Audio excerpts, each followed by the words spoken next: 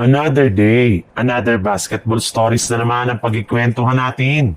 At ngayon nga ay ang balitang pagkuha ng Los Angeles Lakers kay Chris Paul. At ang balitang sinasayang na naman nga daw ngayon ng Golden State Warriors si Jonathan Kuminga.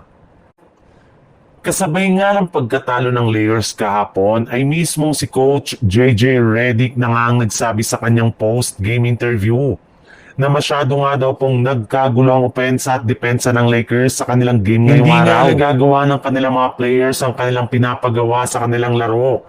Kaya masyado silang nahirapan na makapagtala ng puntos at makadepensa ng maayos sa kanilang laban. Hindi nga daw na ipapaikot ng maayos ng Lakers ngayon ang bola sa kanilang mga laro. Kaya mukhang kailangan nga po ngayon ng team ng bagong playmaker na makakatulong sa kanilang mga susunod na laban. At posible rin naman nga nila yan na magawa sa pamamagitan ng pagkuha nila kay Chris Paul na ini-wave pa lang ng Los Angeles Clippers ngayong araw matapos ang hindi nila magandang umpisa ngayong season. Bagamat man nga matanda si Chris Paul ay maaari pa rin niyang matulungan ng Lakers na makakuha ng kampyonato ngayong season. Sa ibang balita naman, simula nga nang mawala si Stephen Curry, isa na nga sana si Jonathan Kuminga sa mga inaasahan na bubuhat sa Golden State Warriors sa kanilang mga laro ngayong season. Pero imbis nga na maipakita niya dito ang kanyang tunay na galaw, ay masyado pa rin nga siyang nililimitahan ngayon ng kanilang head coach na si Steve Kerr sa pagpapalaro lamang sa kanya ngayon ng off the bench laban sa Oklahoma City Thunder.